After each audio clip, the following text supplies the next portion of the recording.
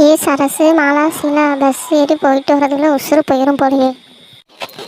ஏங்கா அப்படி சொல்கிறீங்க, என்னாச்சு? அந்த பஸ்ஸை பாருங்க எவ்வளோ கும்பலாக இருக்குன்னு. ஆமாங்க்கா, எல்லோரும் வேலைக்கு ஸ்கூலுக்கு காலேஜுக்கு அப்படின்னு போகிறாங்களே, அதாக்கா கும்பல் ரொம்ப அதிகமாக இருக்குது. அக்கா நான் டெய்லி வேலைக்கு போகும்போது இப்படி தான்க்கா இருக்கும் கும்பலா. சரி வாங்க, இப்படியே பேசிகிட்டு இருந்தால் பஸ்ஸு போயிடும்ல.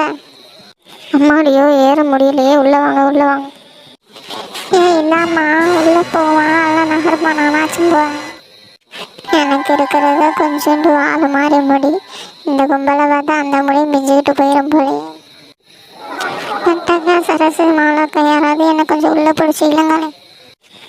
சீலா மேலே அப்புறம் வீட்டுக்கு யாரும் பதில் சொல்கிறதுக்கு கீழே விழுந்துட்டா.